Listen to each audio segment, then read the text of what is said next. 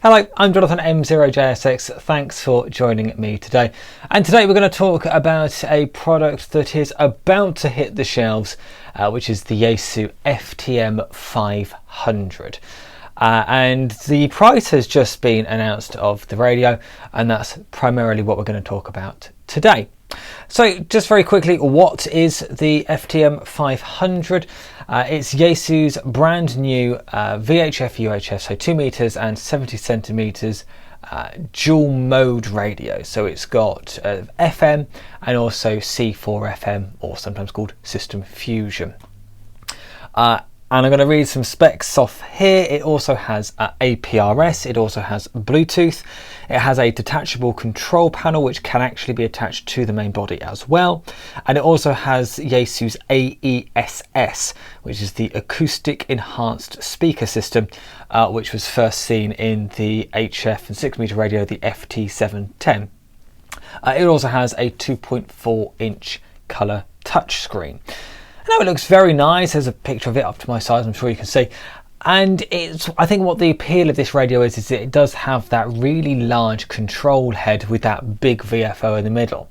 Now, when I first saw the radio, I honestly thought this was going to be sort of some kind of 857 replacement doing HF 6, 2 and 70, but it's not. It is just 2 and 70. That VFO, that large VFO control, I think was the thing that made me think it was going to have HF on it, but evidently not. Yaesu also say it has true dual receive, which is marketing they've used in the past.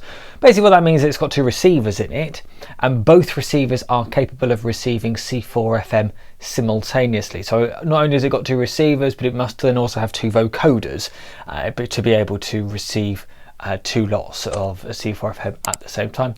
I think this is the first time we've seen it. I think the FTM-300 might actually have that as well, but we'll come back to that later.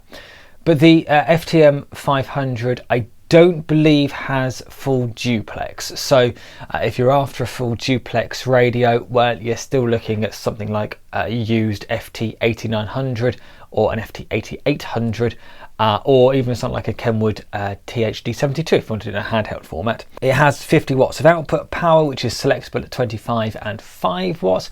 I think it's interesting that Yaesu didn't put a 10 watt setting in there, so if you're a foundation license holder in the UK, I'm afraid you're going to be stuck to that 5 watt setting unless you've got a particularly dodgy length of coax. And what does it replace? It replaces the FTM-400 XDE, which was around for many years. That also had dual band and dual mode with APRS.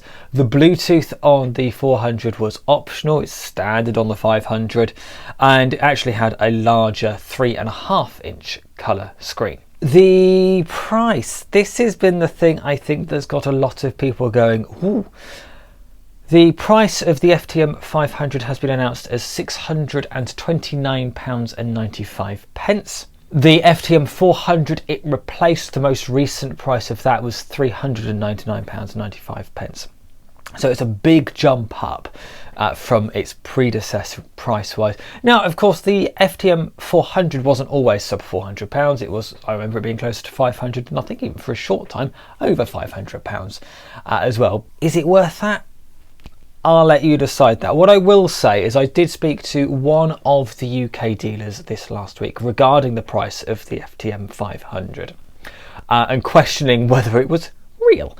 And the answer I got back was, yes, that is the price. That is the price that they have to set it for in order to make any kind of profit, which is completely understandable. They were also quite keen to remind me that the ID5100 from ICOM is actually more expensive by about £10. So the ID5100 in its base configuration, which you can get the deluxe as well, but in its base configuration is £639.95. That doesn't include Bluetooth. The Bluetooth module is optional. That also doesn't include a bracket to attach the main head of the radio to the main body. That's an optional £18 as well. So there are definitely things in the market which are at a similar price. Of course, with the ID5100, the screen, albeit monochrome, it is much larger than we're talking with the new FTM-500. Whether that's important, I don't really know. but that's something to consider. So let's for a minute imagine that we want to install a VHF UHF mobile transceiver in our car.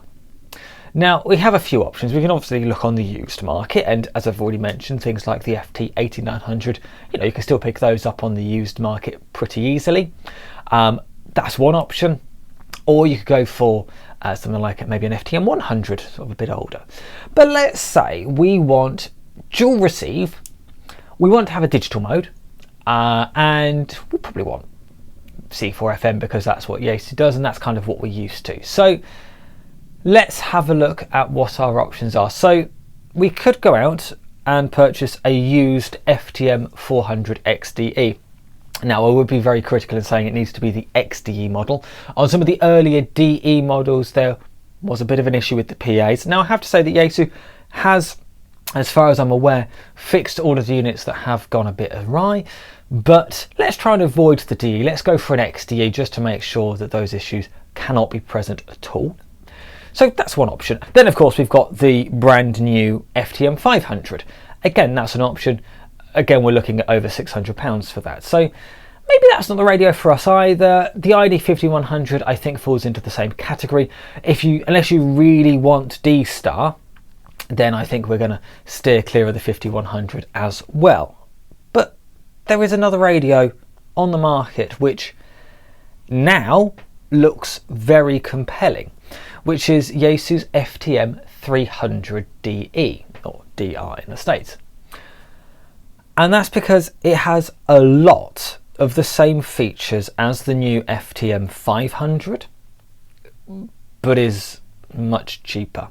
So the FTM-300 is actually now the same price as the FTM-400 was, that's just gone obsolete. It's £399.95, and for that you do get Bluetooth as standard, you do get APRS on board.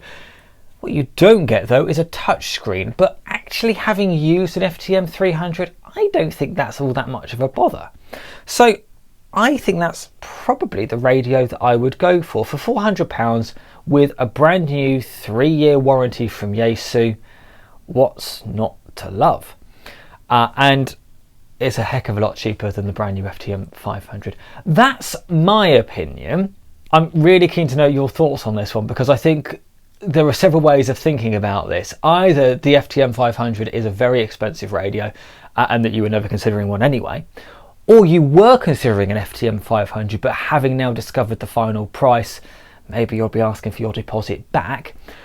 Or actually are you now thinking, well, yeah, the FTM-500, I was interested in it, I didn't realise it's going to be that expensive, I'm going to go for a 300 instead.